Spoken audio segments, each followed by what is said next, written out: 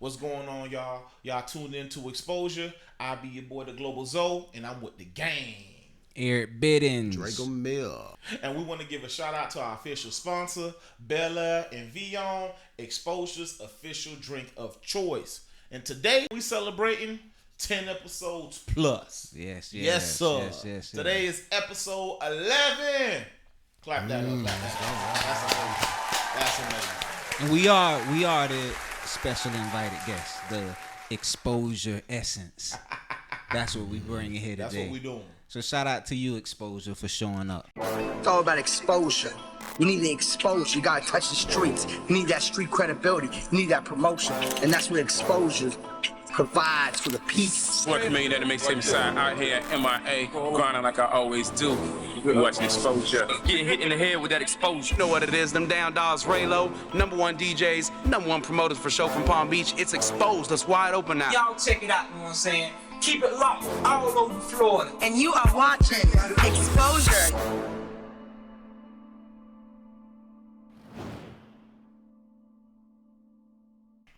Absolutely, man. 10 episodes plus, man. I remember when we did the first one. You know what I mean? Yeah. Just trying to have it a first episode come out strong. I think that was I don't want to say we want to overachieve, but I remember us speaking on the phone. We wanted to come out with a bang, and it's surprising how that episode probably still has the most views when you consider all the platforms that we do exist on. That was amazing. And then when you think about how far back we shot it, but doing research on podcasts, it is something to celebrate, because when I was looking at certain statistics out there, it said most podcasts don't go past 4 episodes. You know, like if you can make it past 4, you have something there. And to make it to 10, when you can double that, and then there's so much more to go, that's amazing.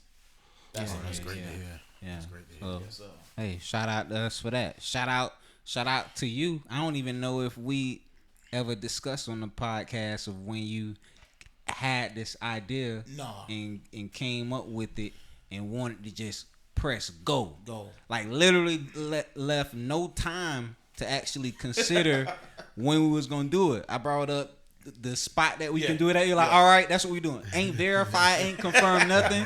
They were like, all right, Drego want to do it, let's go. Eric want to do it, let's go. I ain't even think about a name. Matter of fact, I already got a name. It's been dormant for a while. Let's go.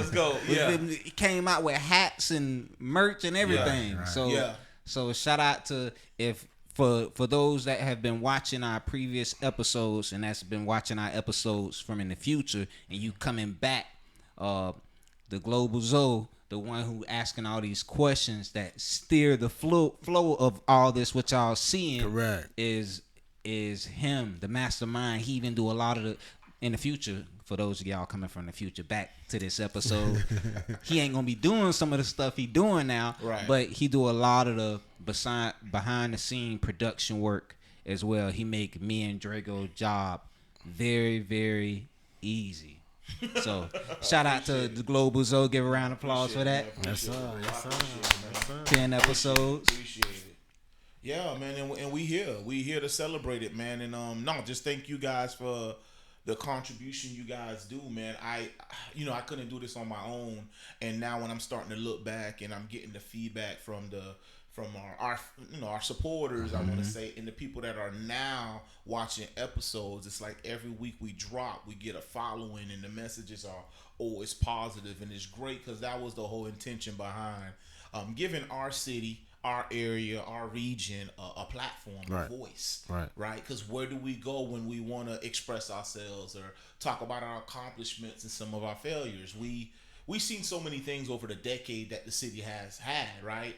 We've had a lot of platforms, whether it's magazines, whether it's blog sites, but to exist today, we need more platforms to continue that legacy, that documentation purposes, or it's gone.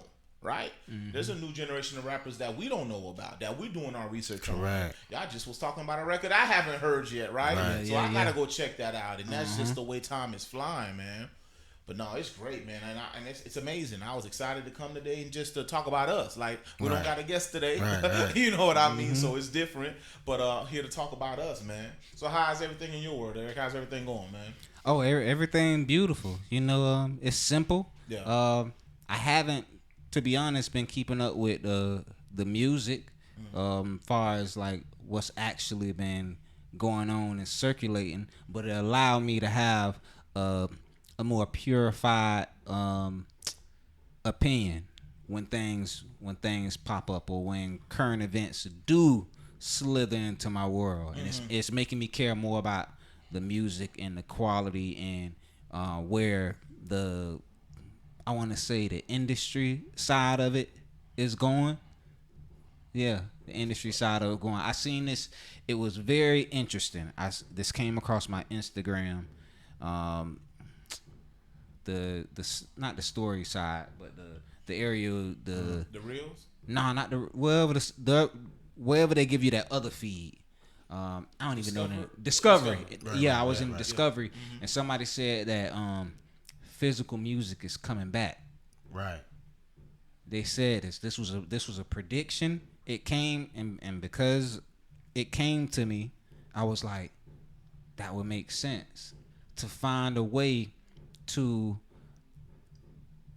to create superstars again, to create that excitement, to create you physically walking into, a store, a restaurant, or whatever the case may be, whatever the chains are that gave you that huge push of like, oh, this person got a big push.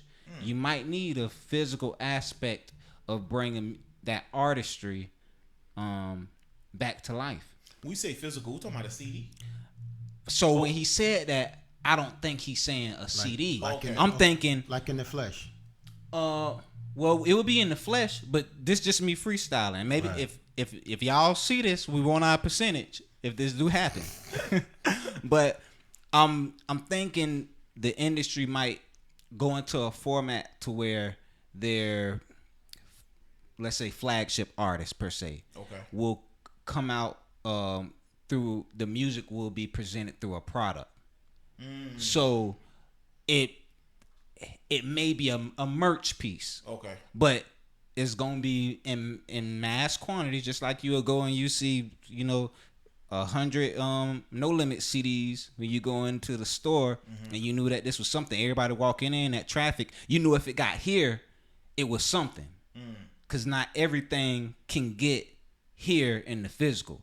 Anything can get in the digital, to where it don't really say nothing. But if the Global Zoe Zoompa, his next project is finna be in Bed Bath and Beyond, all of them, but it's coming with a bowl, like a bowl and something else to say this, and it's like that's the physical component of the project. So it might not necessarily be that per se, but yeah, when Kanye had that little musical ball thing or whatever, just finding something physical to be able to roll out your artist that this label, this company, or whoever is getting behind, and have it put in a place that not everybody could be in. I got you.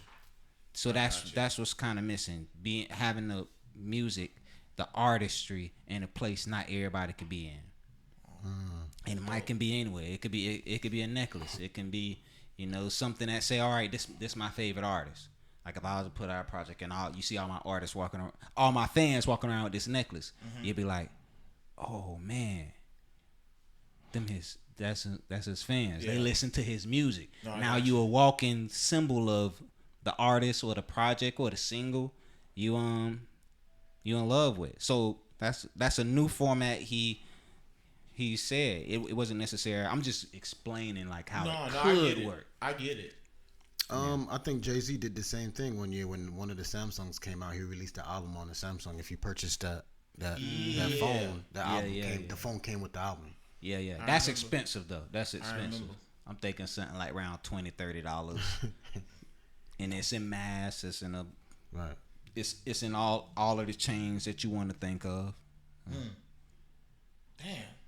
I think it would be needed though. That would make it. So I mean, it's still exciting, but that would be a great piece. I remember my earlier days. I remember when Khaled he was on, but he wasn't the Cali he was today, but I remember going to a Best Buy.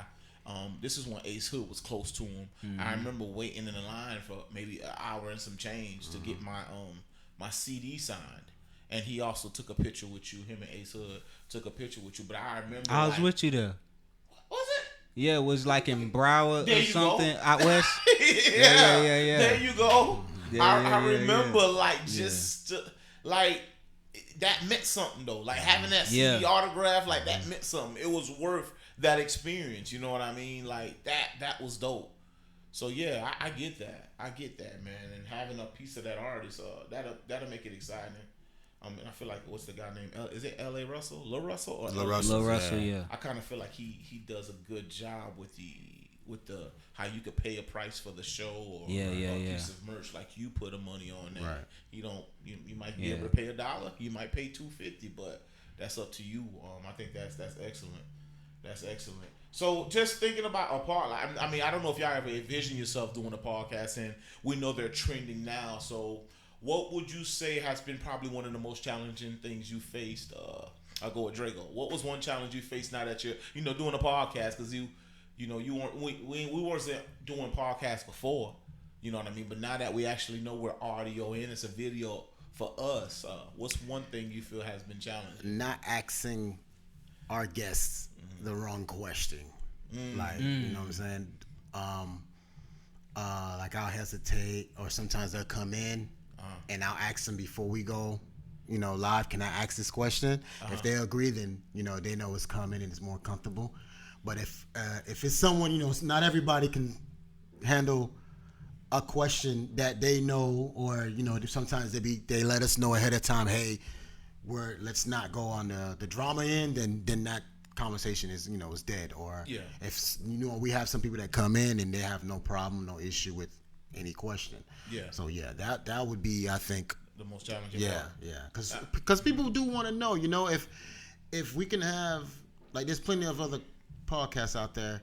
They know if they go on this podcast, they know they're gonna get that answer from that podcast. Gotcha. You know what I'm saying? So I want to be known for that, but no pressure for it. You know what I'm saying? I don't want to put tough questions. Correct. I guess because I feel like Charlamagne has a reputation for that. Correct. The tough questions. He just goes straight for the gun. You know what I mean? They want to say the tough questions is, I think, the label they put on it, or the things that probably happen that's current. It's like, hey, we know this happened, so what is it? Where you at right now? You know what I'm saying? Versus we're definitely not dangerous. What people would say, we're definitely not dangerous with it. We're not planning on going that right, but we definitely would want to know about it. Of course, and that would be, of course, make a great short. Let's be real about it. But hey, if it happens, it happens. Of course, I like to be respectful and ask ahead of time before something like that happen. But yeah, that's probably the toughest thing, though. That's a good one. What about you? What's some of the toughest things on the podcast? And you wear so many off the camera hats. So that's a good one. If I had to pick on my end, what would be the toughest? I can go different. I guess I'm trying to think on the episode. I feel like it can go different ways. But believe it or not, I would say, if you had to really say, the editing could be one of the most challenging parts of a podcast. I think it's easy to get the cameras rolling. You get the filming. But the audio, making sure the audio and the videos align. The deeper you get into it, you understand angles. You understand when certain things are supposed to cut away, when people put an emphasis, how many camera angles you're working with means the more work, right? So if it was just two people, one camera, it'd be a lot easier. So you gotta find that excitement, and it's one thing to do a dope interview. You excited, you leave and you're like, oh man, just did an interview with such and such. But then that work of editing it, that's a different side of it. And I had to learn a lot of different things. Shout out to YouTube, but I'm getting more comfortable with that. So I would say the editing, but I don't know if it's gonna be more of a challenge, because I feel like once you throw the hat on, you know it now. As far as in the beginning, you're like, can I really do this? But then when you really trying to manage everything and you on a budget, you're trying to make sure things align. I think sometimes we step into, or we even get outside of our comfort zones. Because if you open up a Logic, a Fruity Loops, what else is out there? Pro Tools. I remember starting off on Cool Edit, if y'all know that program once upon a time. They're very similar when you talk about editing. Like whether you take your own vocal or you're cutting the video, they're very similar. Believe it or not, guys, he just answered some of your questions. Jot that down. Yeah, that what I would say would have been the biggest. But because I feel like we make it a welcoming environment, I feel like the things that people the things I would think, it's not that. After doing Triple J and Young LA, the Van Dam's, we had so many different guests. But looking back, I think the environment, they're welcoming, and once we get started with them, I see the comfortability and how relaxed everyone is. Yeah, it's always good. It's always good. Yes, sir. What you got here? What you think is any challenges you saw that you're like, man, this was different? I think after the episode is done, my I want to say my foresight playback on it, like the performance of the conversation. Okay. Like thinking about myself, what I said in the interview, or in the performance of it. Like if I just assuming that we're gonna be seen by millions of people. Like if it's something that in 6 months can I still lean on it? So it's a challenge, but I've been taking it as an exercise to see how proud of myself I can be in the moment of the show. I like that. And still after it be like, you know what? My future me still stand on everything that was, for the most part, that was said. Because a few times I caught myself, I was like, man, your sarcasm in that point might have triggered somebody or some people in a way that you might not even be honest to you. So for me, the challenge is balancing the performance of the personality and actually trying to be entertaining for the viewers but still engage in the conversation. So it's like, it's weird. You could come across a way. And I definitely have way more respect for people on this side of the mic. Way more respect, right? Because the people on this side of the mic, they sacrifice themselves. This gonna be a gem of the day. The people on the media side of the mic, they sacrifice themselves for the sake of the artist or the person who's sharing who they are, to either clear some things up or to show their intelligence. You gotta take a L in some sense on this side. You gotta ask sometimes stupid questions. Or is it best for the situation, or do you have to? I think the reason why it is both. It's best for the situation, and it's you have to, because you got to think about, all right, they here to showcase who they are, but they have things that they specifically want to express and get out. So you might have to ask something off camera. We might already know what it is. But now on camera, to clarify it for everybody else, you got to ask a dumb question. Right. You got to ask about a song that's old, that you know about the song, but you still got to ask it because 500,000 other people gonna be really happy about that. And this is something I never considered, and I see we give, like, the media people, we give them a really, really hard time, and we judge them, from journalists, from album review people, from blogs, from people that own the outlets that not necessarily the one taking these personal hits, DJs, like anybody who on the side of allowing the talent to get the exposure. We be judging them. We judge them, and they have to take a hit for playing out, for playing a part in allowing that performance to unfold. Correct. That's something I had to learn being on this side too. You don't listen to everyone that comes into the door. I'm gonna use Lil Wayne for an example. He said in his songs, I think twice or multiple times, he shot himself. He says the man in the mirror and all this other. Like we all listened to him like crazy back in the day. Yeah. And then he'll go on an interview, and that's why he was bad with interviews. Like it's like saying, hey, you bring this person in, and you really don't know them. I feel like it's better when they go to somewhere where people really know them because they understand. They heard it in the music, so it's the questions may be easily said, you know, or asked. You know what I'm saying? So like it's like saying, hey, like we want to know detail by detail what happened when you shot yourself. You know what I'm saying? Like you don't want to say it that way, but okay, we know you shot yourself. Like what really happened? Yeah. But how many? You know, I think it's a tough conversation. Reliving it. Yeah. Possibly. Yeah. Could be some trauma. You know what I'm saying? Like, right. and then there's some good ones where you could ask, like Lloyd would say in that song, 5'2". Everybody thought he said 5'2" or fine 2. Like that's a happy situation, a more cheerful conversation to have because you're clearing up your lyrics that you said because no one ever really knew what you said. Yeah. So instead of saying 5'2" or fine 2, that's a better situation. But something like that, and you go to every interview and you're being asked that same thing, I know that kind of sucks. That's tough. I understand where you're coming from but with then that. Everybody on the other end, the viewers, you see the comments, you see what the interviewees have to carry. You need Soulja Boy fans went in for something.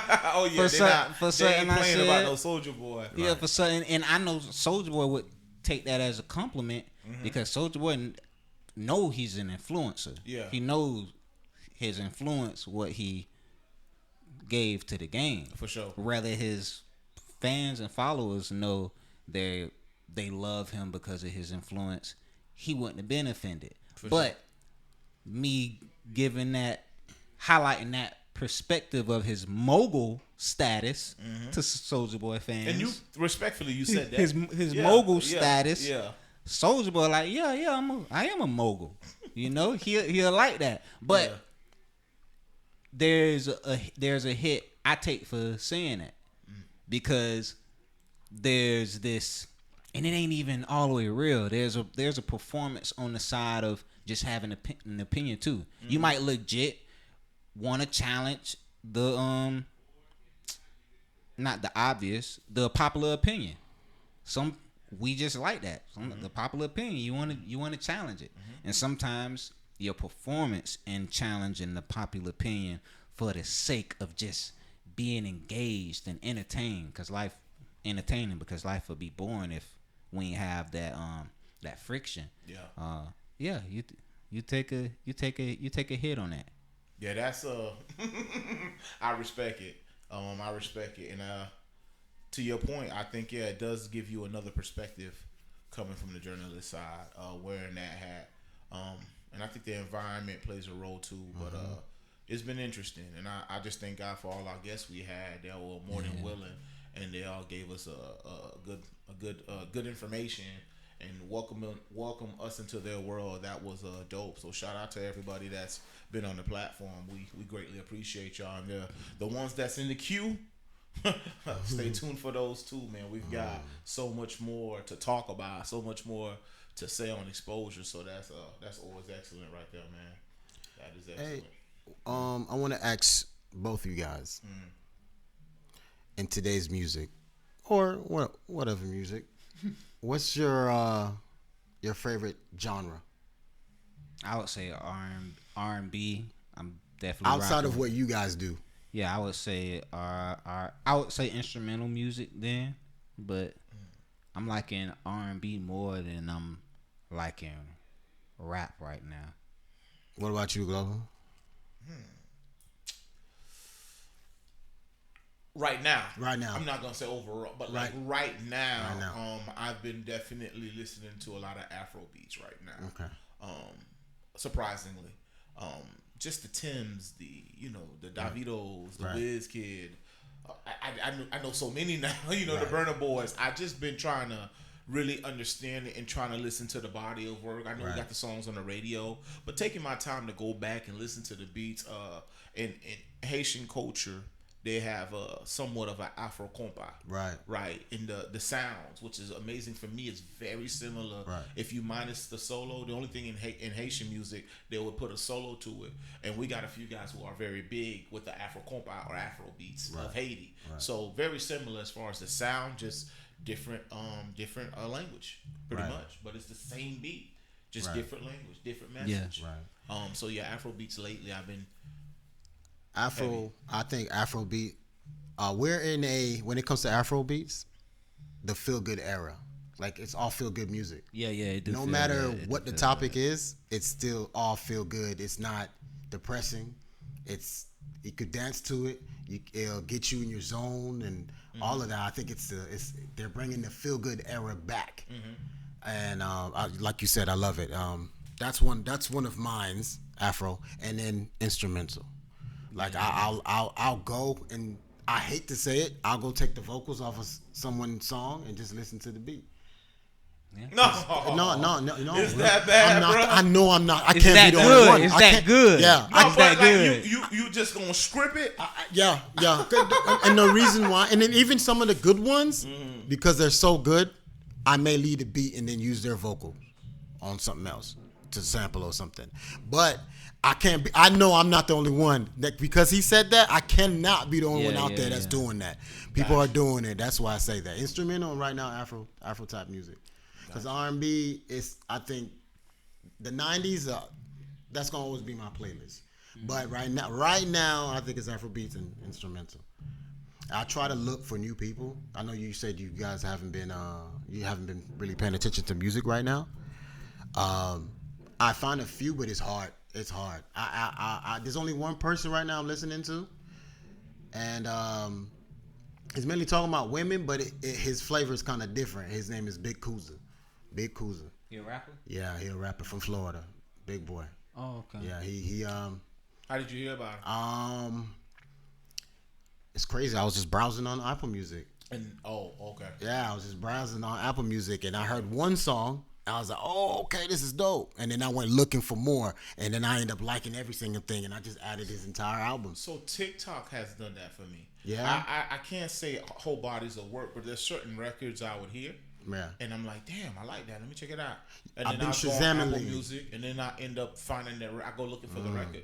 And of course, the algorithms, it's amazing how that works. Because now those people constantly are showing on my timeline. Right. And I get to hear new records, but y'all boys my loud. Let me tell you, the last one that got me, I saw a clip. It was a real, whether Instagram or dude named, I want to say it's Biddines. It's called Load Up the Boat.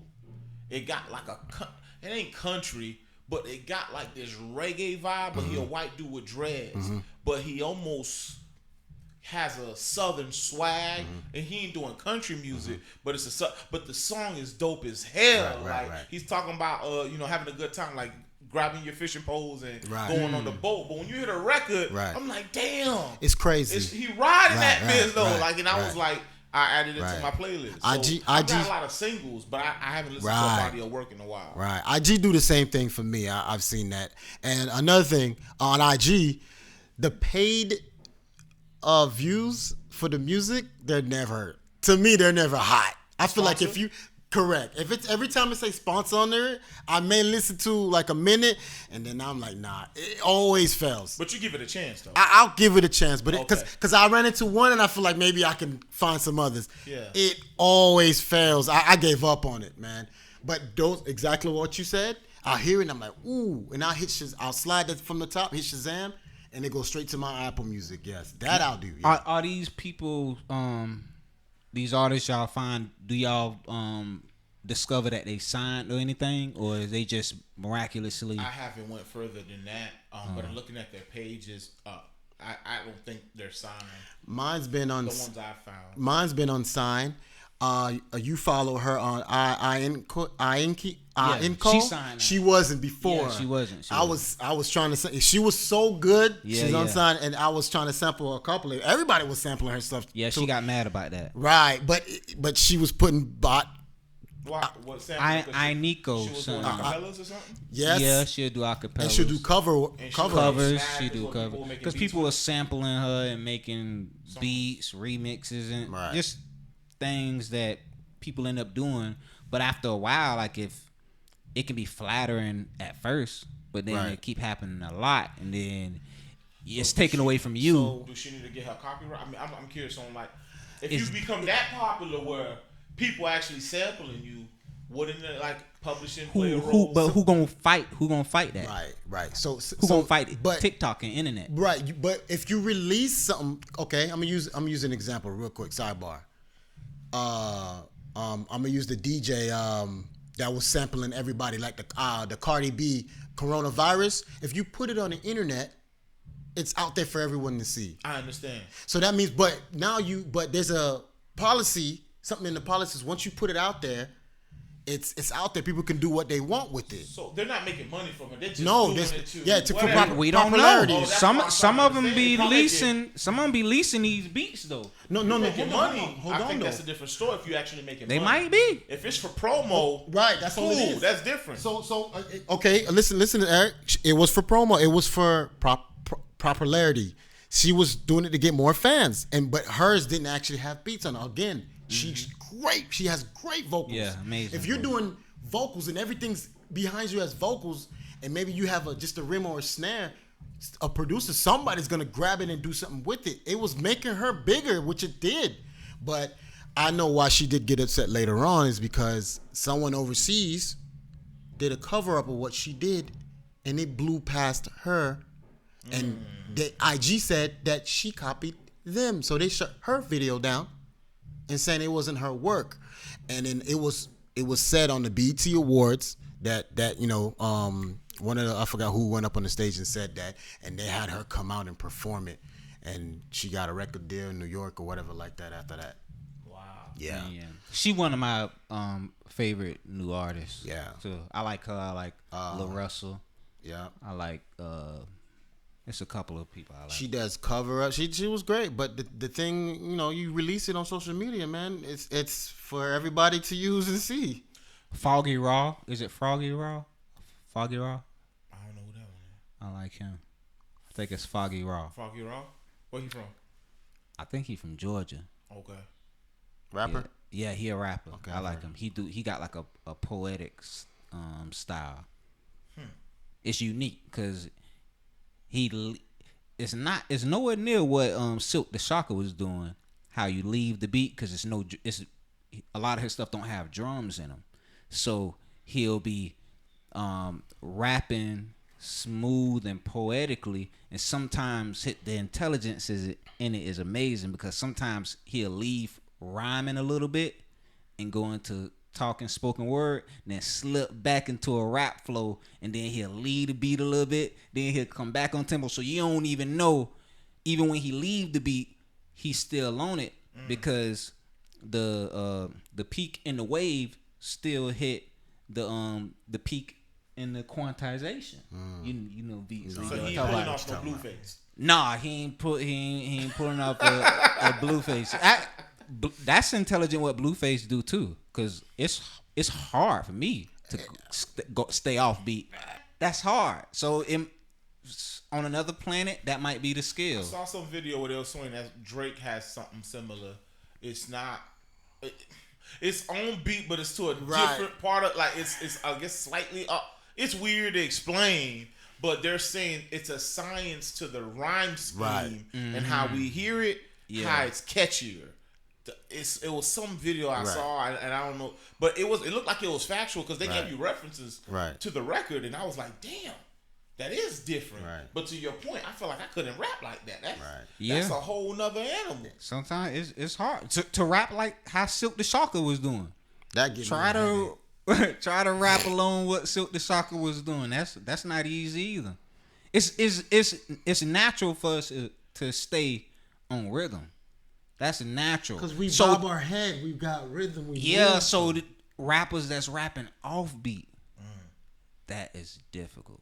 You hearing something totally different. I don't even know if we hearing the same thing. The way Pla started out, that was dope. I liked it. That was kind of, it wasn't off, but it was the way he started off was really good. Slurred a lot. That too. And he threw a lot of words in. But it worked for me. Yeah, he threw a That's lot as of far words. as I'm gonna go. If you go, no, that first project, yeah, you're right. He threw a lot of words. Yeah, that first they were album, just crumbling. yeah. Like, all right, he needed to say what he needed to say. So Yeah. you respect it because Right. if you forcing that many words, that means you got to say that. Currency got a unique flow too, to where he'll leave the beat and his rhyme words will land in different spots. So how the basic way your last word would rhyme with of one bar would rhyme with the last word of the other bar. And if you clever, you might have 3 peaks where all 3 of those peaks rhyme and things like that. Currency, the rhyme word from the middle. 3 bars later, you might get the word that actually rhymed with that word he said 4 seconds ago. So he won't even really care. You gotta wait for, all right, I'm with you. I'm hearing what you're saying. Yeah. Then it finally comes. So it's like there is so much room for, to be open to what even makes sense. Damn. Music today, man. Yeah. I like to hear a lyrical Blueface rapper. Like to be how people get annoyed with Blueface with how he don't stay on the beat. Yeah. Now imagine just a different level of lyricism that you might respect a little bit more. You ain't just saying, oh, they being tacky. I wonder if we would then appreciate what artists that's cramming words together and kind of doing what they want with the flow and the beat. I wonder what we would say then. How interesting it would be. Man. are we just too old to not keep up with music now? Because our folks was like that they ain't no music. We had to tell them. They was actually right. Cause what do you mean by that? I think there was those that didn't like rap, but they like Tupac. Or they like Snoop. They like, so if it was worthy for the past to have a genre that you don't like, and then you see something in there, you be like, wait, I don't like the other stuff. Yeah. But that's the goal. My thing always hearing from folks who's a little older than me, maybe within 10 years, is that they never could understand what certain folks were saying. Like, I remember someone older than me listening to my music, and I like it because I could hear everything you're saying. Whether you're not using as much slang, or maybe because you're not using so much profanity, you could be more present and more clear. I just thought that was interesting because I'm like, that's always been rap. You got to hear. I mean, besides back in the day, Twista and Bone Thugs and Harmony, for the most part, everyone else, you knew what they were saying. That's a big thing. But today, there's some rappers. Young Thug. There's some lyrics from Young Thug. I'm like, what did he just say? Even on Lifestyle, as much as we love Lifestyle, I'll be the first one in the club. Lifestyle. You know what I'm saying? You ain't singing every word. I had to go look up the lyrics for some of that stuff, man. Yeah. Again, like you said, melody wins me, and that's the reason why I fell in love with that track. I didn't know what he was saying, but the melody will always pull me in. Like, his melodies was. We can get tricked too, though. Yeah, not taking nothing for Thug. Thug of that era, like I love what he did, especially to melody and the voice and things like that. He did some stuff I ain't never even hear. He had T.I. doing his ad libs like that. T.I. started doing it. If you started listening to T.I. would do his like he would do them. That one particular song. No. If you listen, about the money. Oh, he did more. Yeah, I feel like he jumped into Young Thug's lane. Okay. When you talk about it ain't about the money. That was one of the hardest opening lines in a long time. Busting out the bando. Oh. It reminded me of Trick Daddy's. Yeah. Anybody wanna? Like where it's just that you came in, and today I don't know why he asked everybody in the club if somebody want to die, because everybody in the club was like, everybody when that song came on, didn't everybody seem like they wanted to die? That is a question to ask Trick Daddy. Oh shit! I swear, I don't think no one ever asked Trick Daddy. And everybody like, yes, kill me, Trick Daddy. But dog, we would do it 3-4 times in a row. Yep. You can't play that part of the song once. Yep. As a DJ, you fired, bro. Right. You gotta take it back 3 to 4 times. Come on, man. Bro. And when I see him do it live, that was my first time experiencing it at the James L. Knight Center, man. I went, man, listen, boy. I just said, I felt like I was the only one in the arena. You know what I'm saying? You just in the zone. Yeah. That was a vibe, man. But and the fact, go ahead. But because he asked a question, we kind of left it about if we too old. I totally disagree that we are too old. Even seasoned. You have an intelligent ear, so you can't be too old. You do know what's good. I would even argue our but what 35, 45. But what I'm you saying, probably got the best ear right now. What I'm saying is, are we in our parents' slot now? You know what I'm saying? Are we now in that slot? I would say this is the biggest difference. We quality music was still within us. Right. Like there was still we experienced so much for us. So they didn't like what we was doing because it was different. So it kind of came across hating. But for the most part, many of them supported it, and we used a lot of elements from them. Mm-hmm. Now, the difference now, we starting to move into a later generation of rap. So we are kind of like our opinion is the foundation of it. Mm-hmm. And because we gave up something by not liking how the generation before us did us. Mm-hmm. So now we don't want to do that to the younger people. Right. But we're not realizing we in an early cycle. We have to do that to the younger people. They was already blues, rock and rolls. It been already going on for such a stretched out window. So about time. So now with, I would say, the genre of rap or urban music, whatever you want to call it, we have the right to say, no, that ain't it. Because it's still too early to just let anything do anything. And I'll even say that for myself. Some of my earliest songs I shouldn't have been making. I was unqualified to make some of the songs I thought I was making. I thought because why would you say that? Did you not own it was a certain material? It wasn't enough. And keep in mind, I'm on the lighter end of the spectrum, right. But I still had songs that was 1,000% wasn't me, or there was things that I end up saying that kind of it was in many ways steer the direction of where you would end up in your life, or we can point to others as references just from having fun. But you like, oh, was you having fun and just creating if you actually end up doing life in prison? Or was you having fun or creating if you actually did do some of the things you just mimicked? And the psychology in it, it's like it's cool.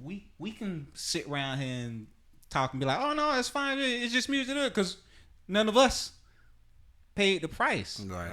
Thankfully. Right. But not everybody was fortunate.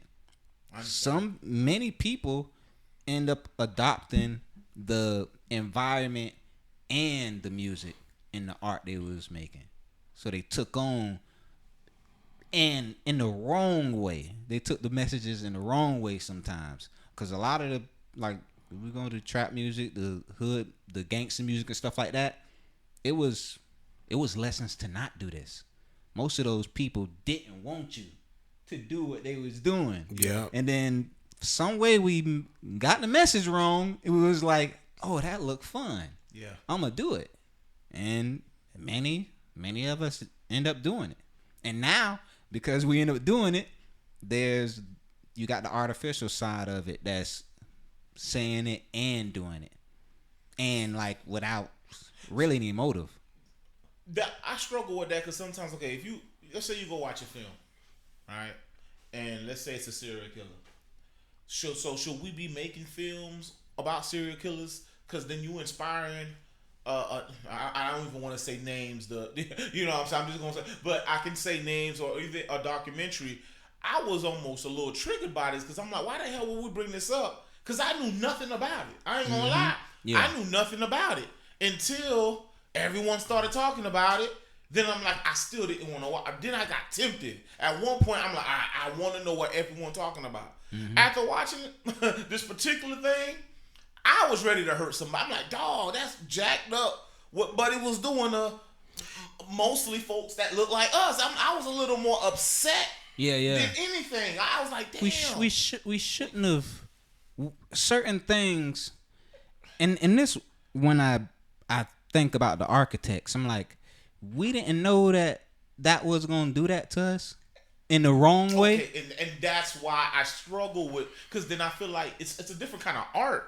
But to your point, I know it's music we're talking about, but you can get that from a visual tool. You know what I mean? And that troubled me. I ain't gonna lie to you. I was like, damn, this happened, and the neighbor was on it, and no one would even check out what she was saying.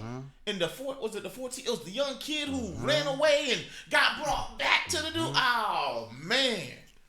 Yeah. I didn't bother watching it because I remember seeing it. I remember hearing it and then learning so much at that time when it was happening about it. Because around when that was happening, I think we had an issue with the big white van taking kids at the same time. Yeah. Around that age, around that time. But yeah, I didn't even bother. I didn't follow the hype because I already was educated. Because like you said, it automatically triggers you to be like, yo, the Trayvon thing, that triggered me too. That triggered me. I mean, to sidebar, but it triggered me like, yo, what? And this man is just walking around like I'm not gonna do it, but it triggers me like somebody got to get this man. Understood. You get what I'm saying? So like saying that's crazy. Music has that same, like I guess the way I'm taking it, because music never made me do that. But same. I don't know. At this point in my life, that documentary was the first time I felt some rage. I ain't gonna lie to you. And like I really all of our programming, for the most part, at least our animated self, comes from the music and the content that we take in. How we talk. You can trace how you talk, your slang to your environment, your region, whatever music is hot at the time. You can see that influence in the culture around whatever movie come out. You see, like everybody that didn't have a Boys in the Hood type environment, you end up seeing it after that. If it wasn't that originally, or it kind of amplified where what was supposed to be a warning, it didn't really work like that. Like Smokey the Bear made people want to go smoke. You end up seeing merch that was crazy with Smokey the Bear lighting up. Like we just remixed the whole it did push. It's crazy. Oh, no, bro, that's Smokey the Bear. That's crazy. Yeah. And then down to porn as well. Like I'm guilty of trying to do stuff I seen on porn. I think us men, period, are. Yeah, and luckily I was intuitive enough. I was like, this don't even feel good. I'm just doing this for the performance. Some positions just look good. It just looked good. So you was over here like, oh no, that's how she do it? Okay, I'm trying this one. Yeah, okay. You almost attempt to put a leg in a different spot, and you're like, all right, it could work, but it look good on camera. Yeah, it look. Even if it ain't on camera, it's for like, oh, I can maneuver, I can do more, because you seeing in the porn they doing different, they switching it up and things like that, and then you'll I've been in situations where it was like, all right, let's do something else. I'm like, oh, this was it. I'm like liking this, and then you thinking you boring or something. Like, I'm like, well, no, what's wrong? Or maybe they just trying to maximize. If we got this 30-minute window, I want to get a little bit of everything versus just 2 positions. Let's get 5. The ultimate. but sometimes the instrument is already enough. I could be just so overwhelmed by the instrument, so I might not need to switch up so much, especially when something is going real amazing. But then you see that, oh man, we trying to hunch like the porn. We trying to, and you seen some of the stuff. I'm like, I already know you got this from, because this new. All right, this new. This is like this ain't the regular routine. The Korean Steffens with the salt and pepper thing, that when that came out, like people was talking about that. I know some of our grandmas been doing that, some of those things too, but you felt the influence of what was just going on and how it affect us. And that's not even, I wouldn't say that's bad, but we are now at a point where we thinking, we like, this when it affect us. We know this is gonna affect us just by being here. It's gonna have to manifest in some type of way.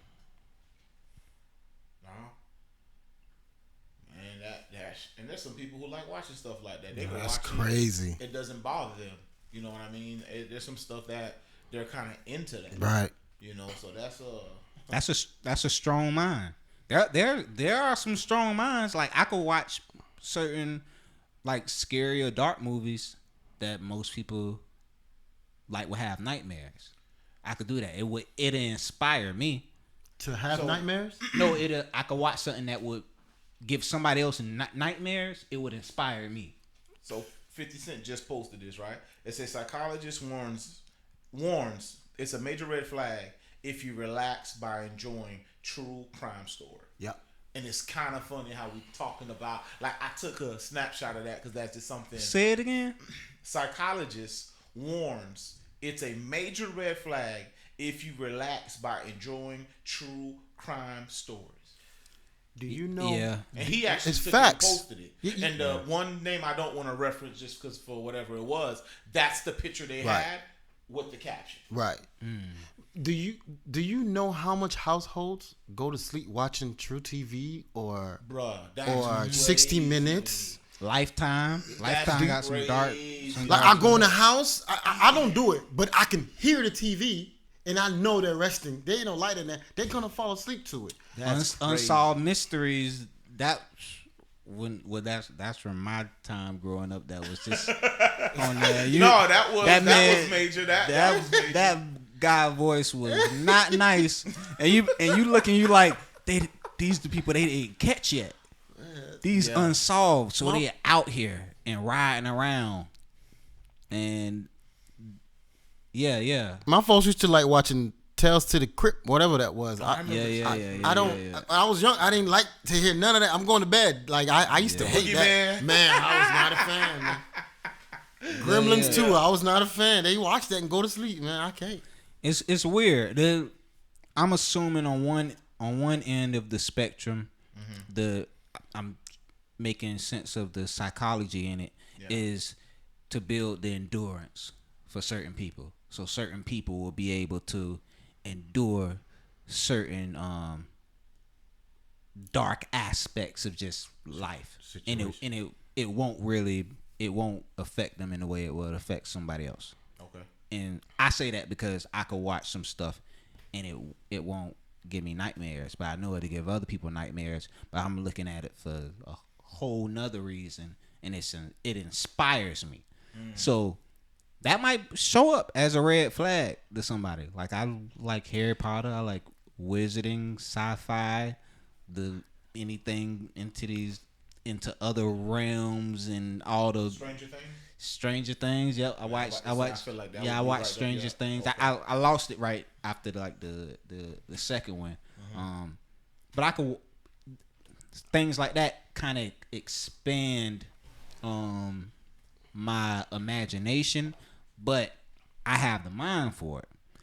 Now, there's some stuff in there in some of these movies that will give a person nightmares. And there's people that get nightmares just for seeing a monster or anything like that. A monster wouldn't scare me.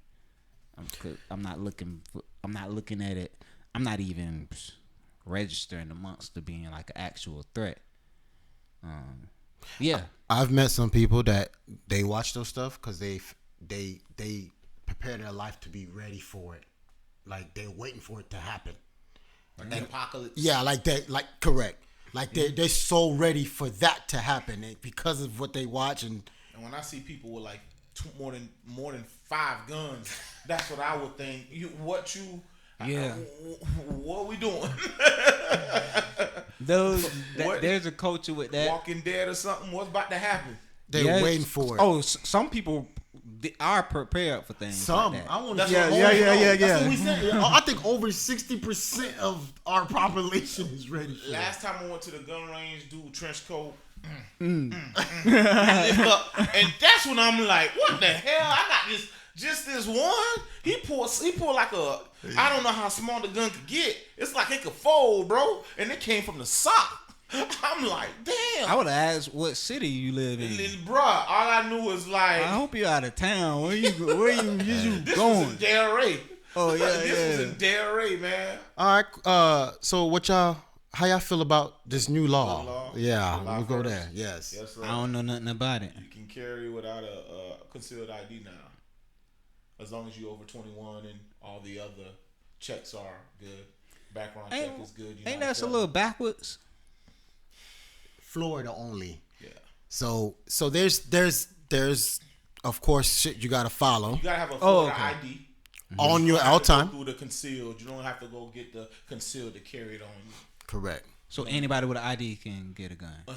Correct. But you But can't. you still you can't be a felon. Right. They still gonna run a background check. Right. Those were always in place. But like I had to go get a concealed. I went to a class, did the class, and then you file, you send it in for the one. I don't know how much. Why would we take away that step?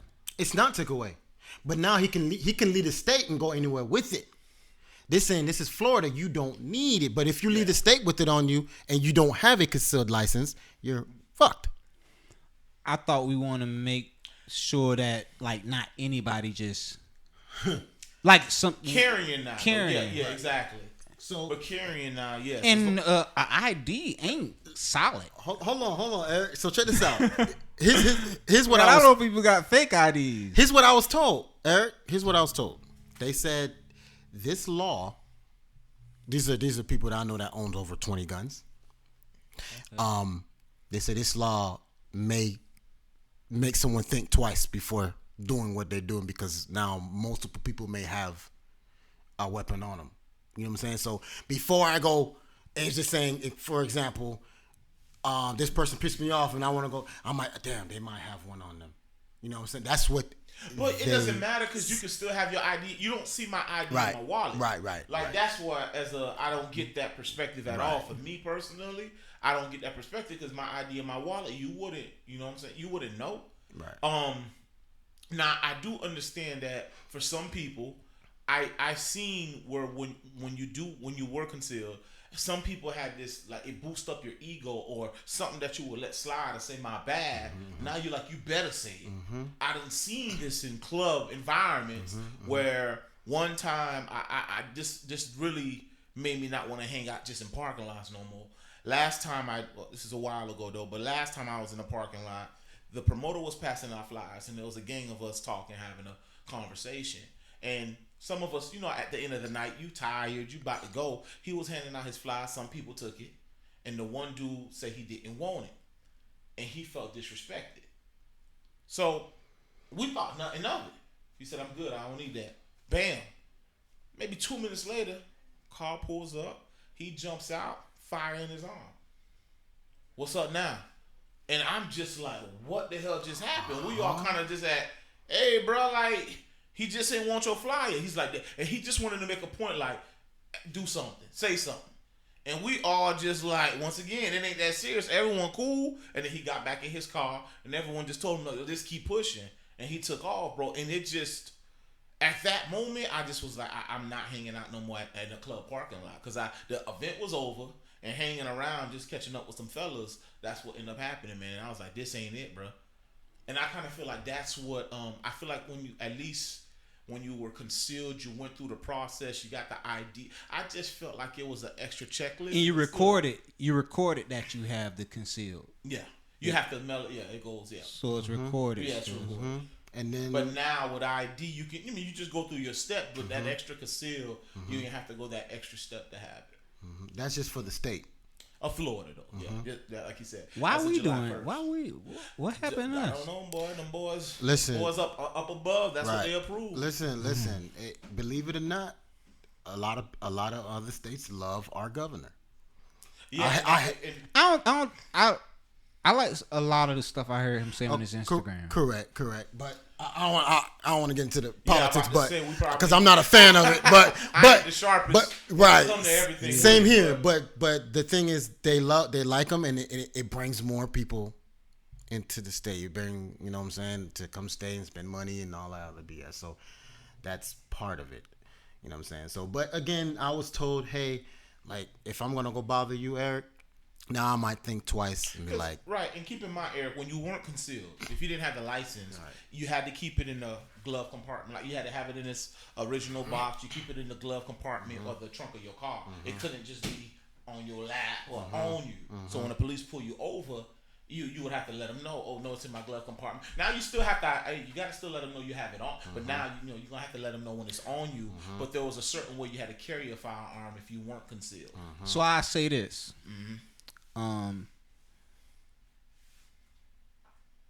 It makes, if I'm looking at Florida as a community, like a nation, like the Florida Pride, the nation as a us, then I'm not mad at it. Cause then I'm like, I'ma feel safe because I'm like, if there's any outside threat to Florida, they gonna be like, nah, they too strapped in Florida. They is too strapped in Florida. We don't want no smoke. Like you ain't even, whatever groups that whatever threats there could be that I have no knowledge, we don't have no knowledge of.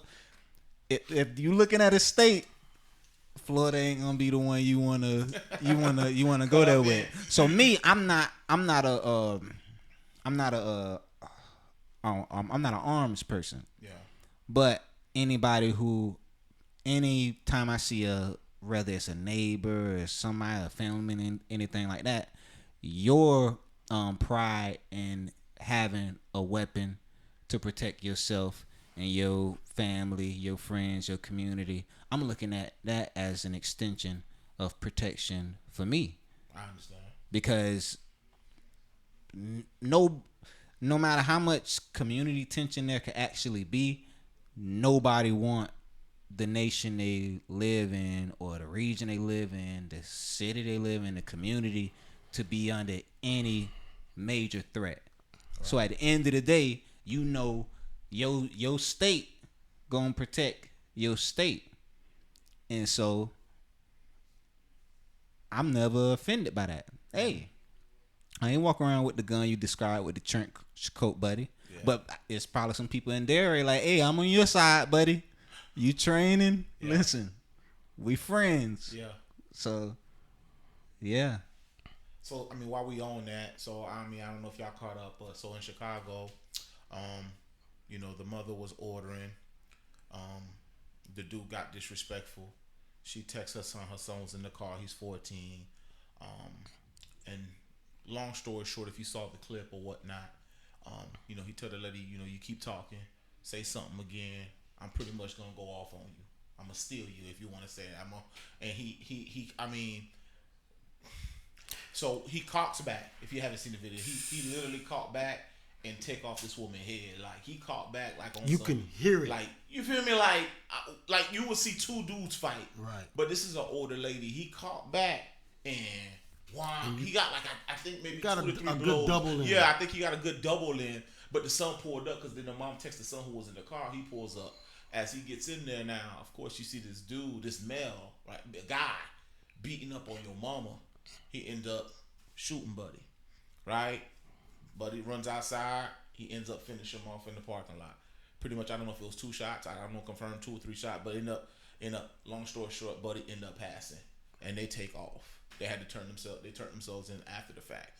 But so when you looking at everyone's feedback is different. Everyone looks at it different. You say, "But damn, a 14-year-old having to step in for his mama," and then you say, "Well, damn, did it have to get that far?" But I think it's mixed emotions. Did you catch that clip? You heard about that? No, nothing at all. But I think about a 14-year-old kid having to kill. You know what I'm saying? Who's high school? He's at 14. A grown ass. Yeah, you in high school. You shouldn't have to do that. But he had to actually kill somebody for putting their hands on their mama. And I know we all passionate about our parents. So I think it's hard to really say anything on it. Like I get everything because then you say, man, another black male just died. But he made a bad decision. But did he have to lose his life over it? You know what I'm saying? Like that's what you ask yourself. And at the same time, I think any of us, if you see somebody, it don't matter what man putting hands on your mama, you don't want that to slide too. You want that person to pay. I don't want to think, but that location, I think the people that were there, because I was reading the comments, the people that were there, being at that location, I know nothing about Chicago. I'm trying to be in those people presence. Like, damn, this place is crazy. If I don't go to try to stop this man, now I stop this man, he may come back for me, or you know what I'm saying? Because I don't know. I was just trying to feel what those people there, because people was like, "Why there's men there? Why aren't they helping? Why aren't they stopping this man?" You know what I'm saying? It was a bunch of situations. Now I'm picturing like what could have gotten this man that mad. I can't justify why he understood. got that mad, Understood. That's what I'm saying. I can tell you personally, I've defused a lot of situations. When it's that tense, sometimes that's all people would need. Yeah. It's someone to be like, "Hey, no, y'all chill. No, man, go ahead and walk that off. Walk that way, man." Sometimes that's what people just need because we don't know what kind of day. I don't know what kind of day Buddy was having. But sometimes you just need that one person to step in and be like, "Y'all chill." I know it's not easy. Granted, that what we're talking about Chicago, but I can tell you personally, within the past year, there's probably 3 situations where I kind of saw it about to go left, and all I had to do was say, "Nah, man, y'all chill. What's going on?" I said, "Well, come over here. Let's talk a little bit." Just taking one person away. Right. I don't know who pistol, who loaded, who not, who had a knife. But I've done seen where, I think it depends. I'm not telling you if it's already on and popping to jump in there. But I think sometimes we don't know what people are going through. And that one step you did, you probably saved somebody's life, man. Right. That peacekeeper has gone. I used to be that way too. I cannot keep the peace. I just go the other way because I've been in a situation, grew up in Delray, where being a peacekeeper, I'm just, even from school, being young and just doing it. Yeah.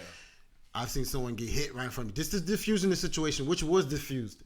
Did someone get hit right in front of me? I was like, nah, that's done data. Because you couldn't, it diffused, but hit like punched? Like no, shot. Yeah, okay. Like I was like, what did they die? No, they didn't die, but they just got hit. But it's just a stupid situation. You know what I'm saying? But again, that's what I'm saying. Now, if you don't know the person, you wouldn't step in. Or what are you saying in general? That's another situation.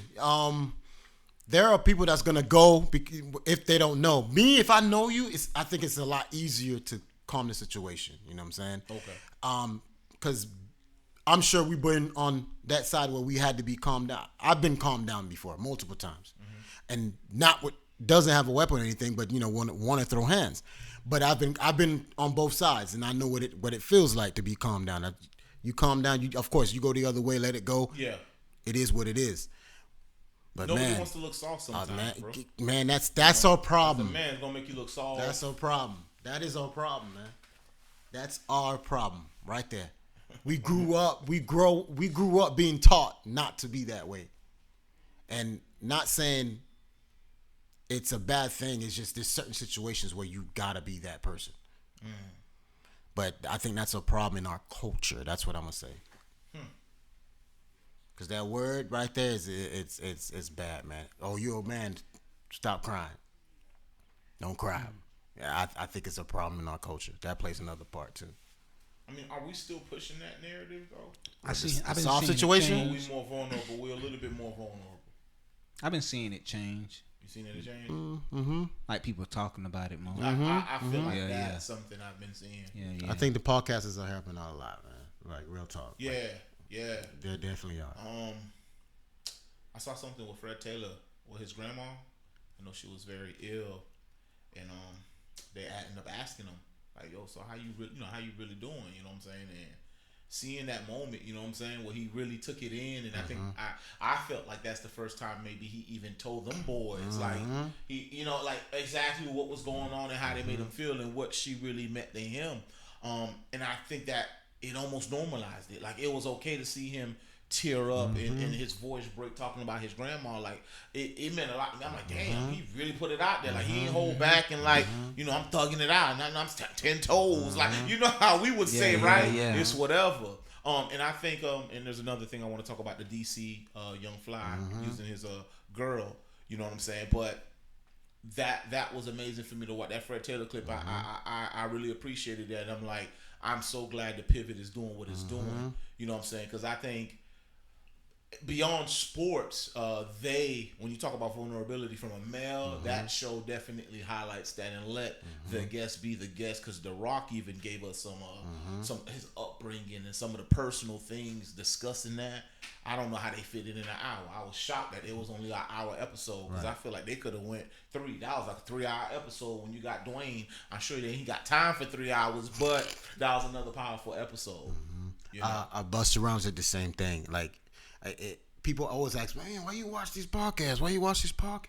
I was like, it educates me, and it educates me in a different way that you may not understand as a man. Some men don't know, but a lot of women ask me, why do you watch it? I said, they encourage me, it makes me stronger, and it gives me a breather. Believe it or not, I can sit back and like, damn, I put myself in their shoe. And a particular podcast, or it just in general? Multiple podcasts. It's multiple of them because they all help. Like a lot of them do help. And sometimes I mainly watch the people I do want to, and then I'm like, if I don't know this person, maybe I'll go and watch it and get to know them. But and then exactly what you said, I didn't know him.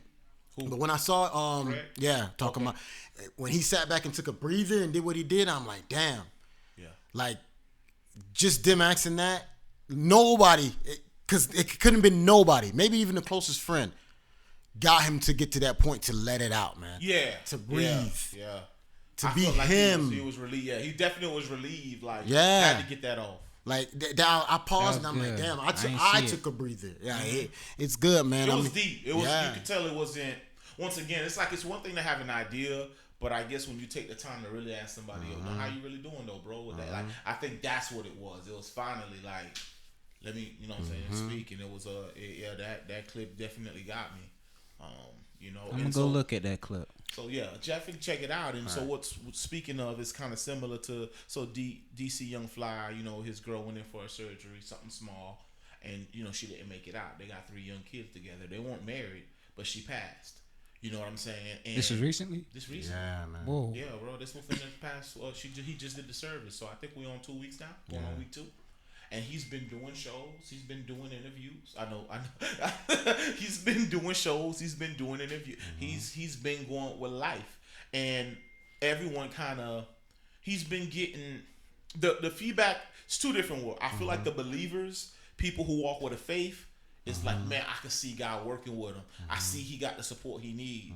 Other folks, I think, who don't understand how powerful his faith is, and if I'm not mistaken, his dad was a pastor. But watching him not only speak when I see clips from the service, but seeing his what gives him the strength now, and shout out to 85 South, his whole crew. He say it's the love is coming in. That's what keeps him afloat and why he's able to keep moving. But think about it, he's still got 3 kids to raise now. I mean, I know he's gonna have his family, but as a man, you lose the one, the gatekeeper, the one who's taking care of everything at the crib while he out there doing what he do, and she was a hustler too. I'm not taking away from what she does, but that man got a different kind of faith because he holds himself very well. And he said, yeah, sometimes I cry. Sometimes, it hurts, but I can't break down. He's like, I believe in, everything happened for a reason, and she's still here in spirit. He just has a whole different perspective on that death, because I think he could have just hit rock bottom. Yep. If we saw him in the street, we would have been cracking on him. Right. You know what I mean? But the fact that he's actually carrying himself, we still have a problem with it. Instead of really, I think more people should be encouraging that man, and making sure at night he's still all right. You know what I'm saying? It's not just for the cameras and the mics. But it's crazy, man. She went in for surgery, and I mean, she was a pretty beautiful young lady, man. Like, I don't know what she wanted to go get done, but wow. And again, I was in the comments. I don't let those stuff. Even if it was, I wouldn't let it bother me. But it's. I wanted to see the women's reaction, not what was really going on, and I wanted to see. I honest truth, I really hate it, and I'm a big guy. I just hate the surgery thing, man, because just our era growing up, it was either working out, boxing, like we it was all about throwing hands. Period. Like it's something physical to do. You know what I'm saying? To keep you in shape. You know what I'm saying? It's just the new times and this surgery stuff. It does bother me, but we know what the surgery was. Yeah. She was doing a mommy's day. Well, she called it a mommy makeover. She was doing a surgery. Not. So mommy makeover could it could mean it's it's tightening up things. Right. She had a baby, bro. She was trying to get the. Fupa, they tighten up the fupa. Right. They could slim the waist a little bit. Right. They could pull something up. Yeah. It's my thing is it's like I had to bring it up. My best friend. It's like a situation with the COVID situation, bro. It's like saying if it wasn't here, these people could have extra amount of time, more, at least 5, maybe 7. I don't know, but I'm just saying extra time with family. I feel like. That wasn't being able. We couldn't avoid that because it happened. But her situation, I feel like it could have been avoided. I was looking to see if someone was going to say something like that in the comments, which there were a bunch, But I mean, it's tough, and especially with the line of work that she does. Some people look in the mirror, they don't see what we see. Man, that could be part of that, right? Because, like I said, right. You see this girl, you probably right. I can't tell nothing wrong with her. Right. It just hurts me as a man because I've had a girl, babe, you good, and they have a problem with it. I know it's a human problem. It hurts because I know I've been there like, yo, you was good. Like for me, you straight. You don't need to be touched. I'm happy. It could have been kind of avoided to me. You know what I'm saying? And it hurts. I don't think I don't think any of those things is easy as we make it seem. Correct. The surgery or the decision? The surgery, the decision, the desire to want abs, a nice body, full of lips, any of those things. I think it's in the science and the psychology is explaining how difficult it is. It's called the 100th monkey effect. But basically, after 100 people start doing it, it spread like a disease. So it's uncontrollable at that point. And we around the proof of that. So if in proximity of you, or even in the nation you in, if 100 people go get their lips done, you can calculate it's gonna be a few million will. That's just the math. The math be mathing a lot of the times. So it's a degree that we're not in control of, especially the things that don't make sense. When you assume that it don't make sense, then that's when you got less control than you actually think. But I don't think we give ourselves the benefit of doubt or the grace for that. Okay, let me hit you with a sidebar. So I grew my hair. And if I tell you I grew my hair because I have a big ass head or a big ass forehead and I want to cover it, would you believe me? Or I'm trying to follow a trend? I would definitely say you tried to follow a trend. So you got golds because you was following the trick. Yeah. Oh yeah. Yeah. Because the drug dealers, You did the the drug juice? dealers, Did you? yeah, Okay. the drug dealers had gold teeth. They was giving the kids getting ice cream truck, getting you stuff off the ice cream truck. They had the clothes, and it was shiny.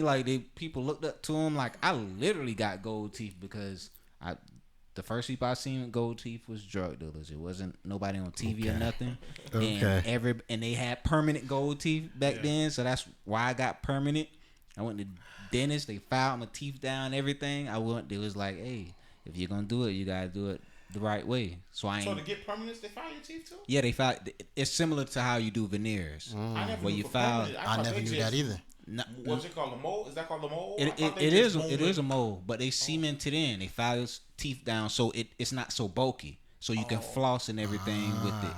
But I did that because of the drug dealers. Now, you do have a big head, but culturally, big heads always been around. You ain't know your head was big until they called you Lollipop Boy. And and growing up where you grew up with, they can crack. So the dreads. But you ain't have to fight nobody. You really dreads, later. Dreads was effective. We cracked back, right? Yeah, that was your intelligence that kicked in out of survival. That was the survival. Pretty much. Yeah, when you really think about it. Yeah, the survival. Okay, all right. So but the maintenance ain't scare you? Nah, it ain't scaring me. It ain't scaring me. My folks probably would, said that, but my folks didn't care. Growing up Haitian, they didn't care about that. Well, my side of the folks of Haitian family, they didn't care about the hair. They said that's something that grows on his body. I don't think that's a problem. They said that grows on his body. They said that, but if I came home with earrings and tattoos that I went to go put on my body that I can't get rid of, it was over for me. It was over for me. But you had the traditional Haitian, like the old school Haitian right, household. Old school Haitian. Right. I was able to do it all. Let me add another sidebar to that. All right. So growing up in school, going to school, women be like, I was told, ooh, you would look good with earrings. So is that part of what you were saying earlier with? Yes, it's a conditioning because you do look good with earrings. Okay. So now now I'm gonna take it a step further. So do you think men do things for women? Because if she likes that, you're gonna go become that. Yeah, I would say most of the things that I did was. So I would have loved to have a female head. I would want to know if it's vice versa. I would have loved that. Absolutely. Yeah. If we being honest, both ways. Okay. Absolutely. I see it going both ways. Easy. We all do it. So I grew up around a bunch of thugs. I didn't want to be like them. I knew the ladies love them. I just never wanted to be like them. You was calibrated stronger in that direction than me. I had enough disruptive ingredient in me that getting gold teeth was disruptive to who I was. So that rebelliousness of, I knew I wasn't gonna sell drugs, but I was like, oh, I get, it's inspiring to see that the influence, how the drug dealer just lit up with, the chains, the nice shoes, especially when you're in the hood, like these, like the first successful people you really seeing. Mm-hmm. And so that rub off on you, it rubbed off on me, but I was calibrated enough to where I didn't take the route of actually going out doing drugs. And then later it kind of worked when you had the girls or the women that kind of liked that bad boy image, but necessarily didn't want to something be came in to your danger. mind, Yeah. before you said it, you smiled. I want to know that thought right there. Before you said it, you saw something, or you had a flashback of, damn, this was a nice moment. Then you started talking. But what was that thought? Can you share that first thought that hit? Because my personal assessment, I just heard of a few girls' head voice in my head. Okay. Like, oh, it's like you thug, but then it's like you poetic. You like a Andre 3000 type. So it's like you there, but you safe. Safe. And you were doing music when you yeah. That was music at the time. Yeah, that was me. Right? That was me active in music. Active in music as well. And the polarity work, especially when I stopped dressing so like urban. Like after a lot of us got away from like the baggy jeans, how we was doing. We once that kind of left, then you can dress normal or weird. Or I was trying to, I'm from the outcast cloth, so I was trying to be different, and so the gold teeth, the tattoos, but having a different energy that kind of contradicted what that image said I was supposed to be. It was fun to me. Like, you didn't really know what you was gonna get, or you was confused. You was like, all right, is he a thug, but he talking about coffee instead of Hennessy? So something is throwing me out. And at the time I didn't smoke, I didn't drink. Yeah. So I really I was all over the place with what I was building myself up to be. So I didn't even point. And I had dreads too. I could see in that beginning. I could throw some folks off like, hold up, this dude look like he's supposed to be rapping about such and such. Yeah. So I did that on purpose to throw me off and just be interested and rebellious. But that 100th monkey effect, it's a real thing. Okay. And we don't give enough credit to how unavoidable the influence of each other is. My thing I liked about the Thugs was the vehicles, man. The vehicles and the slang, man. I used to like to talk like I was a thug. Yeah. That was the main thing I was into, man. So you grew your hair to cover your forehead?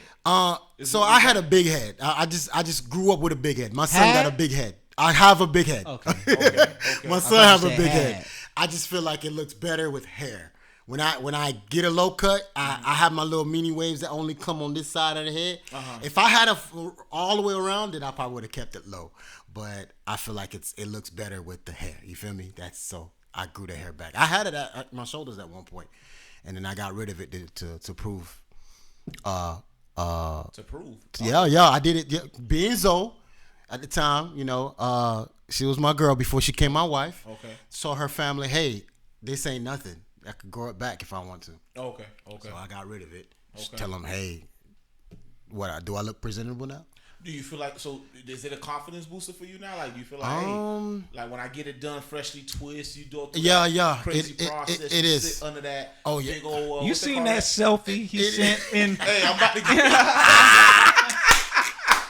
Hey, he sent us, he got his hair retwisted. He sent us a selfie. The first time I had it was nothing, but when I got it back, because I knew it was going through COVID. I was like, nah, fuck that. It's a great time because we're in the house. I work in the warehouse. Great time. I can have it covered up. All the ugly face can get out of there. You know what I'm saying? Once I go past that ugly face, we good. You're not ugly though. The ugly. I know the women tell me that. I know. Okay. Thank you. Appreciate it, brother. Do you feel like is this something you feel like women? Do you think they want to touch or rub your head with the dreads? I think that's what made me grow at that's what made me grow. That's what made me grow at the first time. I used to like women playing in my hair in high school and middle school. That's what made me actually really. I like to touch, and they made me go to sleep. And women used to love to do men hair back in the day in school. So that was a thing. I just used to love to touch, and that's what made me grow it. Yeah. Nah, So there was a bunch of other people that did it for that same reason. for the women. But what if you found before you grew your dreads? But what if your girl now? What if you had a low cut and then she loves you the way you are? She's like, nah, you don't need to grow your hair. I love you the way you are. Would you still would have done it because you feel like you need to do it, or because her love is enough? Her saying she's gonna be your companion, she likes you just the way you are. Is that enough? Because although it's not a surgery, it's a change that you're gonna do to yourself. Right. Would you still? Do you think? Would you? So I'm gonna have to use my last one because the one I took says it's she met me with it and it wasn't an issue. She didn't care. She really didn't care. But the one I'm with now, we had that conversation. If I didn't have them, it was nothing. She wouldn't have looked my way. But I'm asking you personally though, like if she would have said, "I love you just the way you are," with a low cut, I would have kept it. You would have kept it. Yeah, I would have kept it. Okay, I would have kept it. So the new one, if you didn't have it, if I didn't have it, she wouldn't look my way. How that made you feel? I'm like, damn.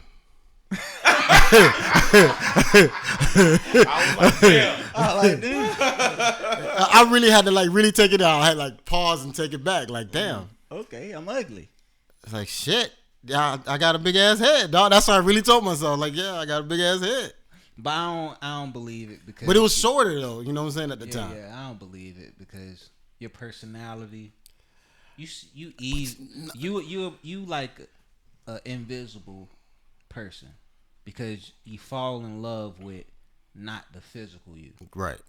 So she can say that, but it's not true enough because who you are ain't enough. Your dreads ain't enough to keep her there. We gotta bring these questions back. Women, trust me, they love men with dreads. But and there are women that look. No, trust me, they wouldn't have looked. I'm telling you, they would say it. They wouldn't have looked that way. Even with the beard game, they love men with beard. If you don't got it or you have it, but they ain't gonna stay. Strong groups out there. Yeah, it's no joke. These are true. Like we talking about debate. We talking about debate though. Now, if y'all talking about debate, then you could get a chain, you could get gold teeth, you could get muscles, you can get any baits. I'm talking about what kept her there. Oh yeah, of course. Yeah, my person. Yes. Like, because they cut off game strong too. Right. Yeah, they cut off game strong too. So the dreads was the bait, but all of us know the bait ain't nothing. No, you right. The bait don't keep nobody around. No, you right. We be more disappointed at what our baitables are. We be like, man, why I keep falling for the same person? What's wrong with me? You know, people be sitting there praying. You have a type. Yeah, people be praying to run away from what they're attracted to. Because that's how much we don't trust the bait. We don't trust what we like. Because it could be disappointing. Is that part of the 100 monkeys? That's proof that the 100 monkey thing worked. Because if the 100th monkey thing didn't work, meaning we wasn't all influenced by invisible actions of our environment, then we would be making better decisions. We wouldn't have as many regrets. We wouldn't be lost and confused with like a choice we thought we was 1,000% sure on. So that's just an aspect that shows that, hey, we kind of, our confidence is a little, our confidence and our taste have a great degree of illusion to it. Because when you really start to factor in things,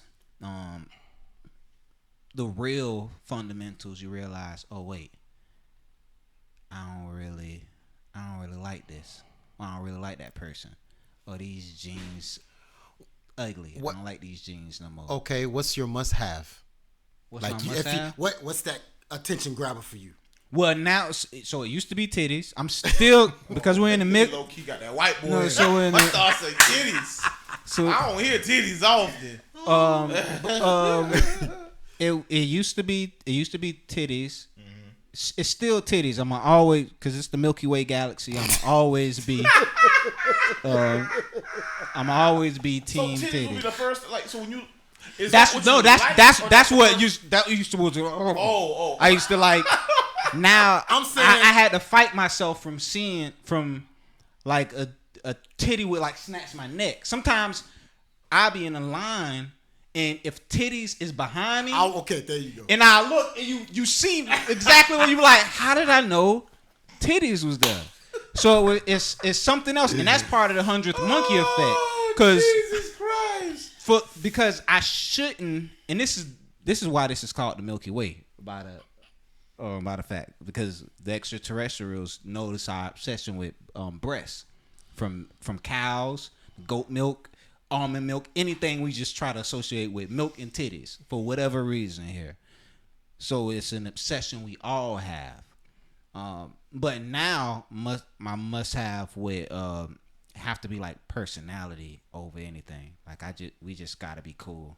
It ain't nothing physical. The physical stuff and anybody who got a few miles on them or know like, the physical stuff can be there, but it don't mean nothing. Yes, if we talking about the physical and sex, then you never know where fire sex gonna come from. You always be lost. Big titties might not be popping like the 134-pound no titty girl, and you be like, whoa, who designed this? Because this is doing some other stuff. It's clearly some energies and textures and fluids and angles that's going on in the design that's way beyond just what you think a titty is or a booty cheek is looking like. And I do like booty, but I'm not an anal person. So like when you get it's nice to look at, but I wanna participate with the instruments that I'm fascinated with. Absolutely. So a nice booty, you can grab it and do stuff like that. But like you can put your head on it. Yeah, you can put your head. Massage it. Yeah, you got some stuff you can do. Yeah, you can do that with the belly. You can do that with the. You can do that with the elbow if you get the auntie. Well, they got people with different fetishes. You got people feet fetish. Yeah. You got different fetishes out there. So I mean, we can't knock it. People like what they like. I cannot understand. People like what they like, man. Yeah. So it would be personality. I think I'm showing my age now with the must have. I don't really care what you look like. I wish we didn't get some of the backlash that we got for being involved with somebody that might not look like who you should be with. Mm-hmm. Like I think that throw a lot of people. I feel like teeth gonna be really big in the next 5 years because everybody's almost on the teeth wave now. It's almost cool to get veneers and go to Colombia or Turkey or wherever you're going to get it. I feel like teeth gonna be a big thing. Yeah, I'm with you because I just saw some people with some messed up grills got their teeth done. I'm like, man, you done bypassed me by 20 miles. Cause plies and cow. I mean, you got people who do. I think when they just look too big, when the ones that look like the horse teeth, I think you stare at it. It's like me with the girls with the long eyelashes. Like when them things look like you about to take off. Let's not start. If you run fast enough, let's not you start. Literally fly. Let's not start. Don't do it. Don't do it. We're going too far. I'm just saying. No. I've seen. I know what eyelash you talking about, but I ain't gonna lie. I've seen. Listen, I've seen. I'm just saying. I've seen some women look really nice with those with the hood eyelash. Stop. Bro. Look, if you gotta have a whole. It can't be overly done. I'm talking about the overly done. I was like, hey, that's the eyelash they're talking about, but you did it right. I don't know why. Not bad, but okay. Do you stare? Does it make you stare like? I did stare because they was extreme. It was obvious, but I was like, you did it right. Mm-hmm. I don't think everybody do them right, or you gotta have the whole. You gotta have the whole. You got the whole outfit, everything. She had the outfit. She had the lashes. She had the big nails. So, explain what the outfit. You said she had an outfit. There's an outfit that's gonna compliment. It's like this. The big old eyelash.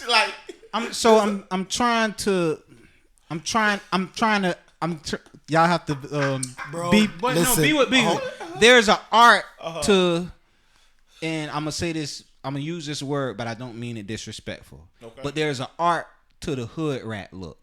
Okay. So she had the long nails with all the Swarovski diamonds on it. The Swarovski. What is? I don't even know what they like rhinestones, but the quality they're different quality version.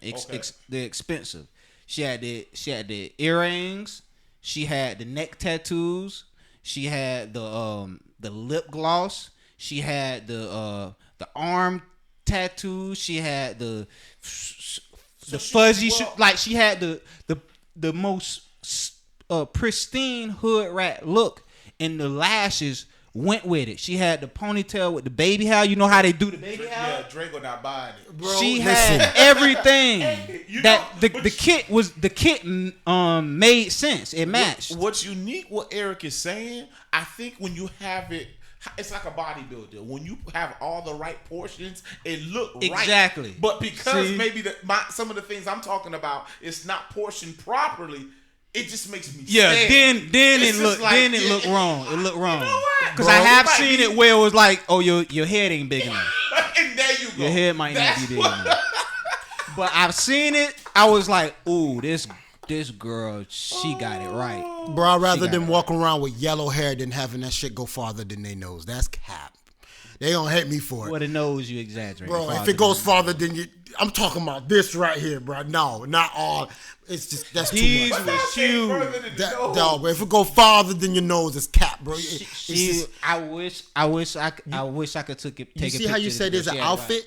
Yeah. Okay, if the outfit come off, that come off, bro. Period. It's the same thing when you see a big dude who pull off being a big dude, right? I when you painted the picture, for some reason it made sense. You didn't have to go. She had the purse, once accessories. Once you started describing it to me, I'm just like, damn, that's what it is. For all me. the rings on. It was like, Drego. oh, you look like exactly what you portraying, and not the artificial way. She was the template of what she was.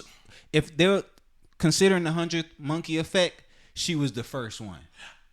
I just don't like the name. And she did it right. Yeah, the 100 because it can sound offensive. But I would say what she was the archetype of that. And then some people will mess it up. It's not it. Yeah. Eyelashes touching your eyebrows is not it, man. She might not holler at you then. I have a type of female. If she smokes, I'm too much not really a fan. If she what? If she smokes, I'm not a fan. Okay. But I put that at that level. Like even weed. If I see that, even weed. Okay. No, it's a turn off for me. It's a turn off for me. Maybe cigarettes. You don't like the smell of cigarettes. Right. It's a turn off for me. Some people can do the weed. Okay. Yeah. It's still kind of a turn off for me because she can eat checkers. Where the checkers go? I fuck the fries up. Me and her fucking on some fries, but the thing is, she can eat checkers, but she can't smoke. This guy is weird. She can have, She can. Nah, man, it's just overboard. It's I've seen too many overboard women try to put glasses on with them. I've seen that. It's like, why do this to yourself? And you can have them so much shorter and they'll still look good. Cause, be honest, do you like them? I'm telling you about a girl who pulled them off. Do you like them? Like what? The long ass. I brought the whole conversation up on the eyelashes. I think women do it for other women. Again, I guess now because I feel like we might let them throw a number out there. I wouldn't be surprised if 70% of the world is doing the eyelash add-ons now. It's almost becoming somewhat normal where it doesn't stand out as much. Some people get the light fillers. Some people go all the way. Now, all I said is when all the way, I stare. Like, my thing is like, what the heck? Because you're not used to it. So I feel like you're like a peacock that just opened up its wings on me. Like, I feel like that's what I'm looking at. And you just be like, dang. Yes. It catch me looking. But when Eric described the perfect the hood rat package, the hood rat in a proper way, like the hood rat, right? Yeah. It made sense, and I think what I see is when it doesn't match the rest of the body or the swag. It just stands out. Like, why the hell do you like? It looked like it would be heavy if it got wet. Like, it just looked like your eyelids would be like, damn. Yeah, you gotta see it with the right person pulling it off. No, rightfully so. I get it. I get it. Listen, all right, listen. To each his own, right? To each his own. That's just one thing I talk about. So talk about that. BT Awards. Y'all locked in? Y'all saw some clips? I saw clips. I got a text and somebody said they was disappointed with I was trying music. To go to the ratchet. I was trying to go back to that. They kind of felt like it was really ratchet. Who performed? You know who performs? A lot of people perform. Who didn't perform would be more of the question. But a lot of people perform. That booty hole brown stuff perform? The booty bro. I don't know her name. But Busta Rhymes got the Lifetime Achievement Award.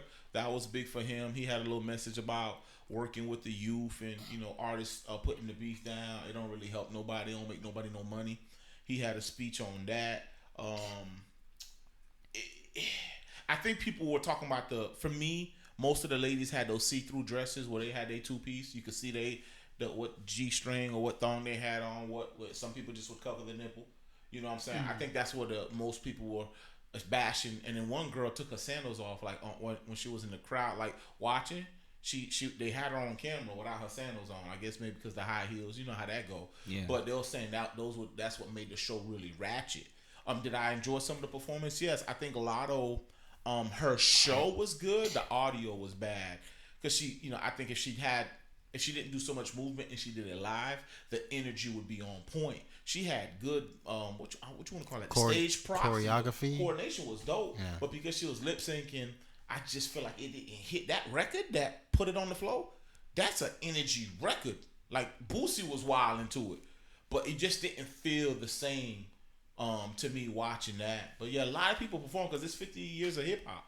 So they brought everybody out, man. Everybody came out for it. Yeah, the party. But yeah, they bashing it pretty bad. You know what I'm saying? Yeah, I ain't watch it, but I did get a text like the disappointment with music. I mean, it's not who they are, who they have performing, because it's music that already exists. They're just who they chose to perform, or just because I'm like the records. We all know that most of the records. I feel it wasn't like you had a bunch of new artists that we didn't know. The double, what you call that? The freestyle part was a little different too. Finesse 2 Times was on it. He still gave his prison with the beat with his hand. He did his, old school beatbox with his hand. That was a little unique there. He did that. But Coil Ray, she seemed like she's making a whole. She's a good performer. From what I understand, I remember early on seeing her perform. And that's people Benzino's daughter, right? Yeah, correct. Okay. Yeah, correct. Yeah, I like her. I only watched some of the performances back just to kind of see what was going on. But no, it looked pretty lit. So Eric, you made some more Haitian food? No, it wasn't. Cause I was cheated. I tried to use some canned products and missed some of the epis. The epis, yeah. Yeah, it ain't nowhere near close. It took the canned products to a next level, but it's still, I wouldn't even disrespect Haitian food to act like I was even close. Yeah, I got 100 more years. But you ate it though. Yeah. I ate it. It wasn't bad. I tried. I went and You enjoy cooking?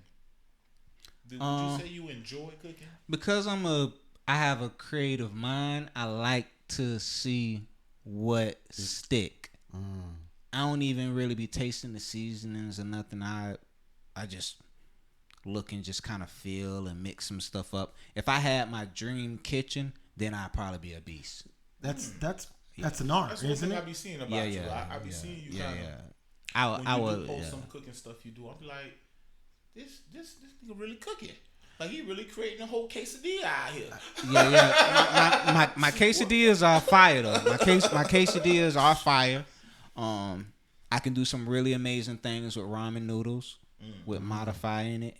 I'm good at amplifying like frozen dinners and stuff like that. Just taking things that's kind of already pre-cooked and taking it to the next level. You got to use that hashtag men can cook, man, whenever you post it.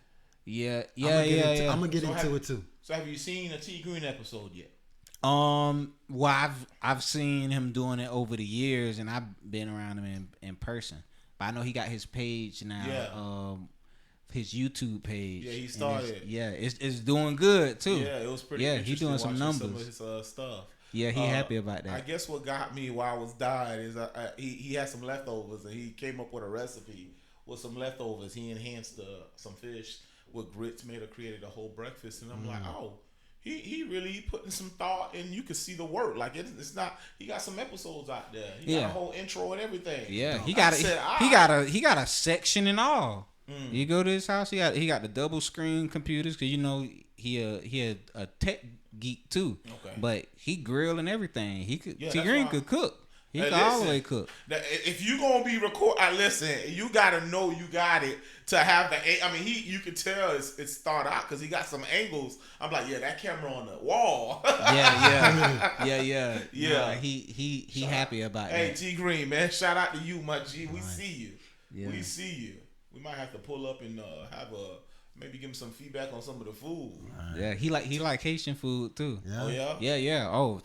They did all the time. My whole family and even extended family all been eating Haitian food for like a long time. Shout out to y'all, man. It's like a regular, man. dish to us. That's different to hear. Even though I know, a lot of people like Haitian food. But listen, Palm Beach County, I say South Florida.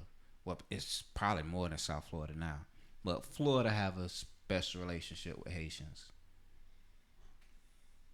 It's a lot of us out here, man. Mm-hmm. And to be honest, I mean, I know we got a big county, right? But I feel like Delray, it's like little Haiti, man. Yeah. Delray is like little Haiti. It's our little Haiti. Yeah, I'm about to say, like, bruh, when I think of cousins and the bars, when we say bars, like the base, the spot, you know what I'm saying? Like bars in Creole, spot, the chill spot, like.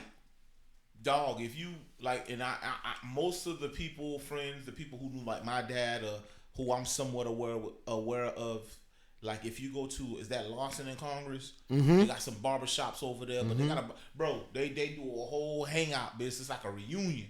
The barbershop turned into a lounge. The barbecue come out, the grill, the liquor. But like when I say it's like a bars, man, that dairy is on fire. I think somebody just did a block party like Johnny Barber. Somebody did a barbershop and I seen all the our folks, boy, the people we from Fayette, like to the tracks. Right. I'm like, what they doing at this event? Right. And I'm like, damn, Derek was just. But it's like once somebody doing something, everybody. Like, that's one thing about Derek. When I always think about it, that's like little Haiti to me, man. Growing up, it was always that's where it's at. That's where it's at. But it's getting expensive, so the ones who got it. But it looked like everybody's migrating north now. Like I feel like Port St. Lucie has been a gold mine for a lot of people because you're getting what it costs for a house now. You're getting a bang for your buck with the land and the property. It makes sense. Yeah, it definitely makes sense. Yeah, that's insane, man. That's insane. So I guess one thing I want to also talk about as we we're celebrating and we doing a recap is let's talk about and not taking away from any of the episodes, but is there a particular episode that would be your favorite, you would say, and why? Not only the episode, but why was that particular one your favorite, Drego? We'll start off with you. I think I like the one when Jarvis was here. Jarvis and Nadia. Yeah. I like that one. I feel like we got really deep into. So you like them relationship stuff? I like that juicy stuff. It brings a crowd, but it's just I think it needs to be talked about more, man. I feel like we as the culture we lack there, man. We do. Relationship. Yes. And social media. The thoughts of that. Cool. Yeah. I think that whole. Yep. That whole interview was nice too. And it's kind of funny with that interview. I feel like resurfacing some of the clips definitely brought traffic or got some more people engaged because we shot it and we dropped some clips on it. But I think it coming back around, that second hit with us having more subscribers and followers, depending on the platform, it definitely made some noise. And it's always interesting with us and what we talk about. It's just like different platforms. You know, I feel like whether it's the algorithms or what the cadence of exposure, they do different things. I know if it's gonna be entertainment, I already know what platform's gonna have the most views. I know if we're talking about when in entertainment, if we're talking about something on the artistry, I know that one. And that one with TikTok, for surprisingly, that episode with TikTok, it just did phenomenal. Can I add one more? Yeah, oh yeah, absolutely, man. C Money and Mo, I like that one a lot too. They both weigh heavy to me, but yeah, because I learned a lot. I think That was real exposure. I feel like you've got a lot, yeah, because there was a lot of gems in that episode. Right. I think, you know, just in general, Mo brings a different dynamic and what she experienced. We don't meet people of her caliber all the time within South Florida, so that was dope. The way she, you know, what she represents and what she's doing. You know what I mean? Awesome. All right, go ahead. I have to say the Triple J interview. Yeah. Because one of the things that got me excited about being on the podcast was being able to in present day on I would say a more modern platform to be able to have some of the history here recorded. And Triple J is an important person to be able to calcify some of that history, because he have some information, he have a story that I feel like 200 years from now will be important to look back and kind of pinpoint certain areas in our music history. I don't know of much that went on here musically last 50 years. There's nothing. Keep that high. I want you to keep going. But you know what's interesting to that piece you said is the fact that I see other people taking some of our content and sharing it, because certain things people didn't know. They're not sure what it was said. And I know we're dropping Trip's interview, and I think we've got some good gems and stats that we didn't know. We use the terms, certain terms we use, you know, even to the word the raw. Yeah. Where that generated from. That like it's some good stuff, and that's interesting that you're talking about that. Yeah, so his I feel like it's me with his interview brings the emotional importance of what exposure is allowing for a community of people that contribute to whatever all of this becomes later down the line. So you'll have the next forthcoming generations or whatever, they'll be able to look back at certain things. Like we don't. I got grandparents. I have nothing of them. I have no pictures, really, no videos, no tweets. What they personalities. Yeah.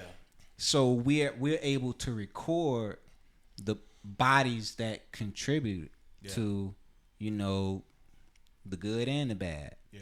And the art and the energy, what life was like. So to be able to do that, and I'm still using Trip J as my favorite, but all of the other people as well that we brought on here, so that the narrow part of what we do with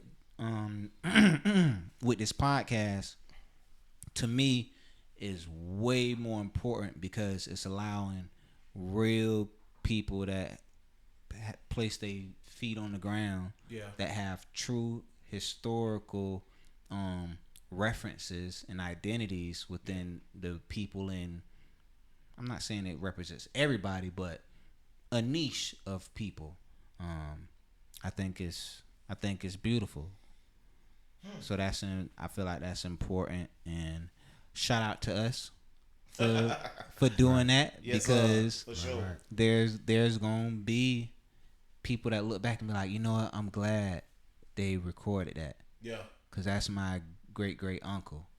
Damn. Or that's my like now I could see that stuff like that. Imagine if we had access to things like that, even just newspaper clippings. We don't even got that. Damn, you hit it on the head. So we doing this. Yeah. Shout out to me for that. I got that. It's yellow as hell, but I still got it. Yeah. I was happy to see it, like, bro. Like, no, I was weird. I hold on to stuff like that. There was just certain things you don't see that every day.